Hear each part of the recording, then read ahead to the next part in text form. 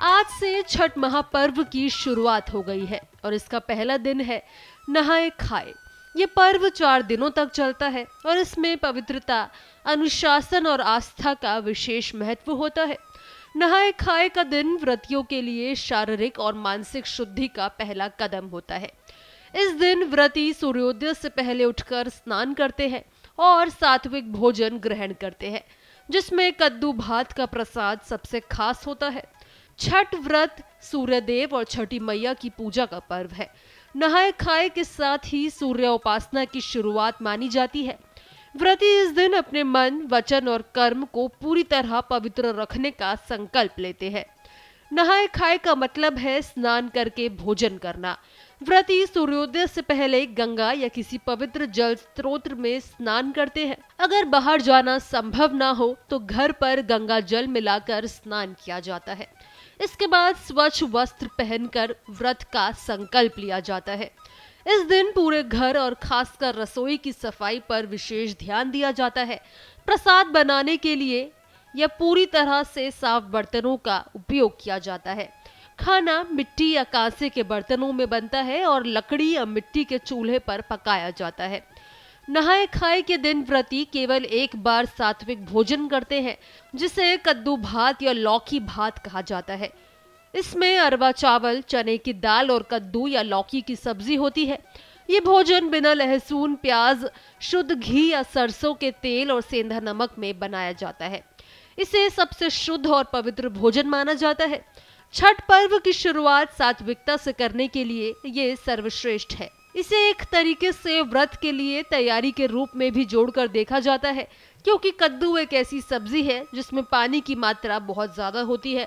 4 दिन के कठिन व्रत, जिसमें 36 घंटे का निर्जला उपवास भी शामिल है, से पहले कद्दू का सेवन व्रती के शरीर को पर्याप्त पानी, ऊर्जा और पोषक तत्व प्रदान करता है, जिससे शरीर लंबे उपवास के लिए तैयार हो जाता है। लोक मान्यताओं में कद्दू को बहुत ही पवित्र फल माना गया है। इसलिए छठ पूजा में शुद्धता और स्वास्थ्य के संतुलन को बनाए रखने के लिए इस पारंपरिक प्रसाद को विशेष महत्व दिया जाता है। कद्दू में पानी की मात्रा ज्यादा होती है, जिससे ये शरीर को हाइड्रेट करता है और 4 दिन के कठिन व्रत के लिए तैयार करता है। लोक मान्यताओं में कद्दू को पवित्र फल माना गया है, इसलिए इसका प्रसाद छठ पूजा में विशेष महत्व रखता है। अब नहाए खाए के कुछ नियम भी है, जैसे कि नहाए खाए के दिन सबसे पहले पूरी घर को पूरी तरह साफ और अच्छे तरीके से स्वच्छ रखना चाहिए। पूजा स्थल, रसोई और घर के अन्य हिस्सों की पवित्रता का विशेष ध्यान देना चाहिए। फिर व्रती प्रातःकाल उठकर स्नान करें और शरीर को पूरी तरह स्वच्छ करें। ये न केवल शारीरिक स्वच्छता के लिए जरूरी है, बल्कि धार्मिक दृष्टि से भी ये अनिवार्य माना जाता है। नहाए खाए के दिन व्रती को नए वस्त्र पहनने की सलाह दी जाती है। अगर नए वस्त्र ना हो तो कम से कम साफ सुथरे और पवित्र कपड़े पहने। नहाए खाए से पहले सूर्य देव को जल अर्पित करना जरूरी है। ये सूर्य देव के प्रति श्रद्धा और आभार प्रकट करने का प्रतीक है। नहाए खाए का भोजन तैयार होने के बाद सबसे पहले इसे सूर्य देव को भोग के रूप में अर्पित करें। इसके बाद ही व्रती और परिवार के अन्य सदस्य भोजन ग्रहण करें। इस दिन भोजन पूरी तरह सात्विक होना चाहिए। नहाए खाए के दिन लहसुन, प्याज या अन्य तामसिक पदार्थों का सेवन बिल्कुल न करें। नहाए खाए में आमतौर पर कद्दू की सब्जी, लौकी, चने की दाल और भात खाने की परंपरा है। ये भोजन स्वास्थ्य और धार्मिक दृष्टि से शुभ माना जाता है।